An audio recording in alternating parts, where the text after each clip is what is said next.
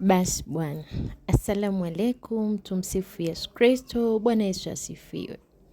Leo nikasema ngoja nijipikilishe zangu hapo vindizi vya utumbo hapo, vindizi na viazi vya utumbo hapo. Bwana, nikasema sio mbaya. Anyways, mtaniambia hapo kwenye comments nyie huwa mnapikaje. Tuendelee na simulizi yetu ile ya Bwana Kitunguru. Bwana Kitunguru alikutana na jamaa mmoja aliyeitwa Bwana Pilipili.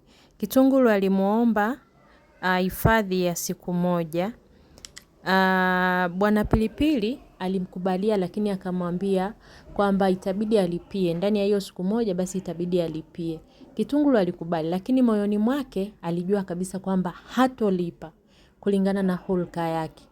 Lakini alikubali, na Bwana Pilipili alijua kwamba kweli Kitunguru atafanyaje? Atamlipa hela. Basi walienda mpaka nyumbani kwake. Pilipili akamwandalia sehemu ya kulala, Kitunguru akalala. Kesho yake asubuhi ilipofika, Kitunguru aliamka akawa anajiandaa kwa ajili ya kwenda kutafuta chumba cha kupanga. Pilipili akamwomba ile hela yake. Kitunguru alikuwa mkali. Alikuwa mkali kweli kweli. Alianza kutamka maneno, yani akawa anaongea mpaka mdomo unatoa mate. Akamkatalia Pilipili kwamba yeye hawezi kufanyaje?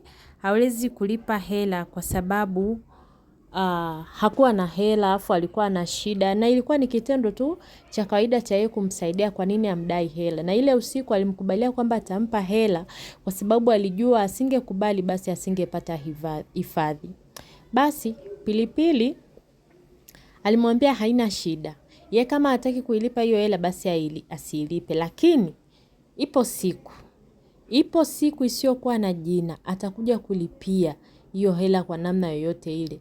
Bwana Kitunguru alimwambia asimtishie kwa sababu yeye haogopi kitu chochote kile, wala asimtishie maisha kwamba eti atakuja kulipia, na akamwambia kwamba hawawezi wakakutana sehemu yoyote ile, kwa hiyo amwache aondoke zake. Basi Pilipili alimwacha Kitunguru akaondoka zake. Kitunguru alianza kutafuta chumba. Alipofika katika kile kijiji chao alichokuwa naishi zamani, alianza kutafuta chumba na hatimaye aliweza kupata chumba cha bei ndogo, sio kubwa sana. Basi Kitunguru kuanzia hapo akawa ameanzisha maisha yake rasmi. Lakini tukumbuke kwamba Kitunguru alikuwa na kawaida ya kuwa peke yake na ile tabia yake ya ukali. Na akakumbuka maagizo ya daktari kwamba anatakiwa asiwe mpweke ili ile hali yake iweze kufanyaje, iweze kuisha. Basi akaanza mchakato wa kutafuta marafiki ambao ataambatana nao ili kuondoa ile hali yake ya upweke. Na mtu wa kwanza kabisa ambaye Kitunguru alimuona akahisi kwamba anaweza akajiunga naye urafiki, basi alikuwa ni Ndizi. Basi Kitunguru aliomba urafiki kwa Ndizi ili waweze kuwa marafiki. Ndizi alimkubalia, akamwambia kwamba yeye hana shida kwa sababu yeye katika maisha yake huwa anapenda ishi vizuri na watu, wala huwa hapendi choko. Ila akamwambia tu basi ajitahidi asije akamletea shida kwa sababu Ndizi alikuwa na marafiki wengi. Hivyo alimwambia ajitahidi asimletee shida hata kwa marafiki zake wengine kwa sababu yeye huwa hapendi mambo ya ugomvi. Basi Kitunguru alikubali, akamwambia watakuwa marafiki wazuri na wala hatomletea shida yoyote. Lakini ilivyo si bahati ya Kitunguru. Siku kadhaa tu baada ya kuanzisha urafiki na Bwana Ndizi, akaanza kugombana.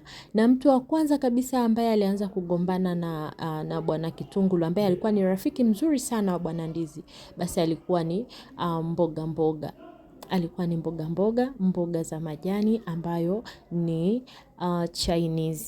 Chinese aliweza kugombana na Bwana Kitunguru kwa sababu ya ukali wake. Ndizi hakupenda hilo swala la Kitunguru kugombana na Chinese kwa sababu alikuwa ashamtahadharisha. Basi akamwambia yeye hawezi kuendelea tena kuwa rafiki yake, hivyo atafute rafiki mwingine.